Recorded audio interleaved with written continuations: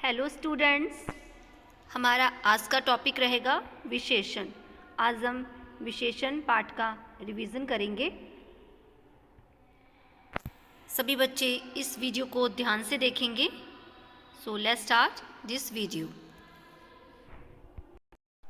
सबसे पहले हम विशेषण की परिभाषा जानेंगे। विशेषण शब्द जो हैं इनका संबंध क्या होता है? विशेषता बताने से होता है। यानी जो शब्द संज्ञा और सर्वनाम की विशेषता बताते हैं उन्हें क्या कहते हैं? उन्हें विशेषण कहते हैं। जैसे एग्जाम्पल से हम देखेंगे कि वह एक सुंदर घर है, तो यहाँ पर इस घर की विशेषता बताई जा रही है कि क्या है ये सुंदर है। ठीक है, तो यहाँ पे सुंदर शब्द क्या हो गया? आपका विशेषण हो गया। हम दूसरे और उदाहरण देखेंगे। जैसे उसने काले सांप को देखा, तो यहाँ पर काला शब्द क्या है? ये सांप की विशेषता बता रहा है कि सांप कैसा है? वो काला है, इसलिए काला एक विशेषण है। आशु का घर बड़ा ही खूबसूरत है, तो यहाँ पे खूबसूरत शब्द घर की विशेषता बता रहा है, इसलिए जो खूबसूरत शब्द है ये क्या है? आपका विशेषण है। आगे हम पढ़ेंगे विशेष्य के बारे में।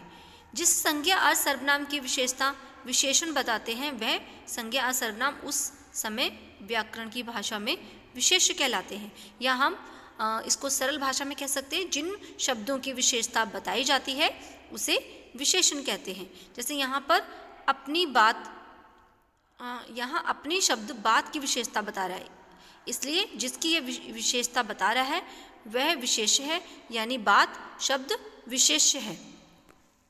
छोटी दुनिया, तो यहाँ पर आप देखेंगे कि छोटी शब्द जो है ये दुनिया की विशेषता बता रहा है, इसलिए जिसकी विशेषता बता रहा है वह विशेष है, यानी दुनिया शब्द विशेष है। तो छोटी शब्द जो है आपका विशेषण है, और ये किसकी विशेषता बता रहा है? ये दुनिया की विशेषता बता रहा है कि दुनिया कैसी है? छोटी है। तो यहाँ पर दुनिया शब्द जो है वो आपका विशेष्य हो गया। आई होप आपको विशेष्य समझ में आ गया होगा। नेक्स्ट है प्रविशेषण। प्रविशेषण क्या होते हैं? जो शब्द विशेषण की विशेषता बताते हैं उन्हें प्रविशेषण कहते हैं। जैसे एग्जाम्पल से समझेंगे, इतना ज़्यादा शोर क्यों मच रहा है। ठीक है, शोर जो है वो कैसा है? ज़्यादा है, तो ये ऑलरेडी शोर की विशेषता यहाँ पर बताई जा रही है। ठीक है, ये तो आपका ज़्यादा क्या हो गया? आपका विशेषण हो गया। तो विशेषण की विशेषता कौन सा शब्द बता रहा है? इतना, यानी कि इतना ज़्यादा। तो यहाँ पर इतना शब्द प्रविशेषण हो गया। जैसे कितनी लंबी डोर से पतंग उड़ा रहे हो, तो डोर कैसी है? लंबी है, तो लंबी शब्द ऑलरेडी विशेषण है। ठीक है, तो यहाँ पर कितनी जो है इसके साथ में लगकर ये उसकी विशेषता बता रहा है, यानी कि विशेषण की विशेषता बता रहा है। तो इस तरीके से इतना और लंबी ये आपके प्रविशेषण है, क्योंकि ये विशेषण की विशेषता बता रहे हैं। तो यहाँ पर फिर से एक बार इसकी डेफिनेशन देखेंगे कि जो शब्द विशेषण की विशेषता बताते हैं उन्हें प्रविशेषण कहते हैं। आगे है विशेषण के भेद। विशेषण के 4 भेद होते हैं: गुणवाचक विशेषण, संख्यावाचक विशेषण, परिमाणवाचक विशेषण और सार्वनामिक विशेषण। आइए हम इनके बारे में एक एक करके विस्तार से जानते हैं। सबसे पहले गुणवाचक विशेषण। जो विशेषण शब्द किसी संज्ञा के गुण, दोष, रंग, रूप, आकार, दशा, भाव इत्यादि के बारे में हमें बताए उसे गुणवाचक विशेषण कहते हैं। जैसे शाहरुख खान एक कुशल अभिनेता है, तो यहाँ पर शाहरुख खान की विशेषता बताई जा रही है कि वो अभिनेता कैसा है? कुशल अभिनेता है। ठीक है, अगर किसी का रंग बताना हो, किसी का कलर बताना हो, किसी की चौड़ाई लंबाई बतानी हो, तो ये सारी चीज़ें आपकी गुणवाचक विशेषण के अंतर्गत आती हैं। और स्वाद बताना हो, जैसे चटनी खट्टी है, इमली खट्टी है, ठीक है, चटनी मीठी है और मिठाई बहुत ज़्यादा मीठी है, तो इस टाइप से मिठाई की विशेषता है। तो मीठा, खट्टा, ठीक है, तीखा, तो ये सारी चीज़ें क्या है? गुणवाचक विशेषण के अंतर्गत आती हैं। आगे संख्यावाचक विशेषण। जो विशेषण संज्ञा, सर्वनाम, जो विशेषण शब्द, संज्ञा, सर्वनाम की संख्या के बारे में बताते हैं उन्हें संख्यावाचक विशेषण कहते हैं। यानी ये भी 2 प्रकार के होते हैं, निश्चित और अनिश्चित। जैसे 2 पुलिस वालों ने मिलकर चोर को पकड़ा, यहाँ 2 शब्द संख्या के अनुसार विशेषण बता रहा है, इसलिए ये संख्यावाचक विशेषण है जहाँ पर संख्या दी हो। ठीक है, आगे इनके हम भेद देखेंगे, निश्चित और अनिश्चित। सबसे पहले निश्चित संख्यावाचक विशेषण। ऐसे विशेषण शब्द जो निश्चित संख्या का बोध कराते हैं, यानी जिससे संख्या का मतलब पता चलता है। जैसे दोनों टीमों के बीच कड़ा मुकाबला था, एक टीम को हार का सामना करना पड़ा, 5000 दर्शकों ने मैच देखा। तो यहाँ पर क्लियर हो रहा है, जैसे दो टीम कितनी है, दो हैं, और कौन सी टीम हारी है और कितने हजार दर्शक है। तो यहाँ पे हर चीज़ें क्लियर हो रही हैं, ठीक है। इसकी संख्या निश्चित है, इसलिए यहाँ पर निश्चित संख्यावाचक विशेषण है। अनिश्चित संख्यावाचक विशेषण में संख्या निश्चित नहीं होती है। यहाँ पर जैसे कुछ लोग कभी नहीं सुधर सकते, ज़्यादातर फिल्मों की रिलीज टाली जाएगी।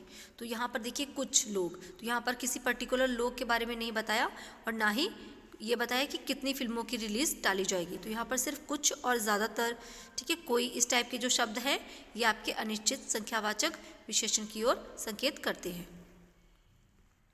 आगे है परिमाणवाचक विशेषण। परिमाणवाचक ऐसे विशेषण शब्द जो किसी संज्ञा सर्वनाम की मात्रा या परिमाण के विषय में बताते हैं, उन्हें परिमाणवाचक विशेषण कहते हैं।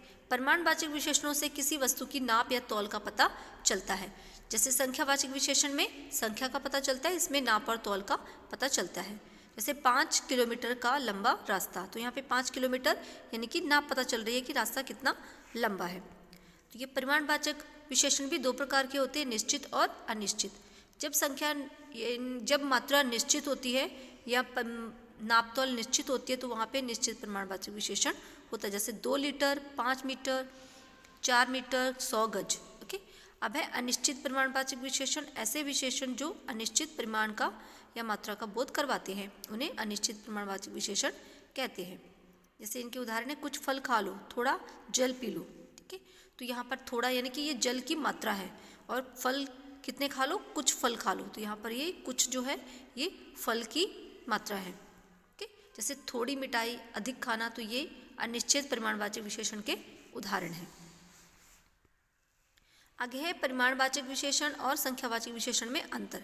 तो इन दोनों में बहुत ही कम अंतर है। पहले में संख्या की बात मात्रा को बताने में की जाती है, यानी कि पहले में हम संख्या की बात करते हैं, ठीक है, और दूसरे में संख्या की बात गिनती के संबंध में होती है।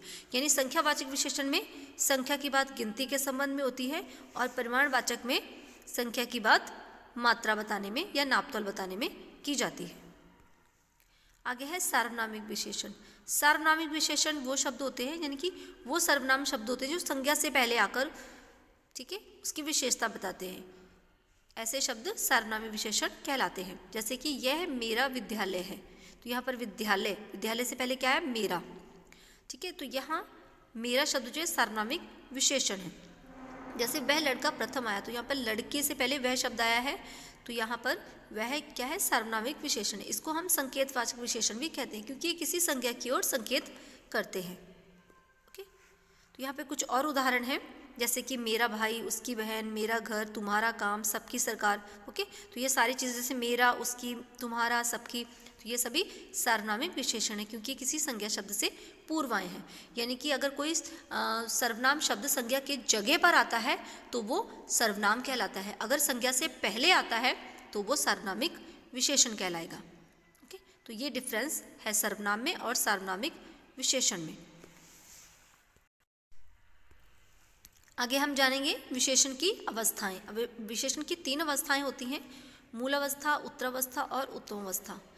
तो मूल अवस्था में जो है, जब विशेषण की अवस्था से पता चले कि केवल किसी के विषय में कहा जा रहा है सिर्फ, तो वहाँ पे मूल अवस्था। जैसे आम मीठा है, तुम श्रेष्ठ हो, यानी सिर्फ किसी के बारे में कहा जाए तो वहाँ पर क्या होती है, मूल अवस्था होती है। जब 2 या 2 से अधिक चीज़ों के बारे में या किसी व्यक्तियों के बारे में तुलना की जाती है तो वहाँ पर उत्तरावस्था होती है, ठीक है। तो याद रख, जैसे तुम राहुल से सुंदर हो, तो यहाँ पे राहुल की तुलना तुमसे की गई है कि तुम राहुल से सुंदर हो। तुम किशोरी से अच्छा गाते हो, तो यहाँ पे 2 व्यक्तियों के बीच में तुलना की गई है। जब किसी के बारे में बात ना करके हम मतलब उसे सबसे बेहतर या सबसे घटिया दिखाया जाए तो वहाँ पर विशेषण की अवस्था उत्तम अवस्था होगी।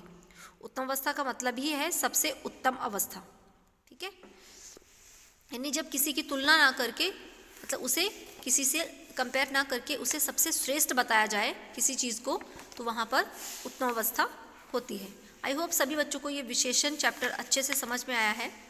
So thank you and have a nice day.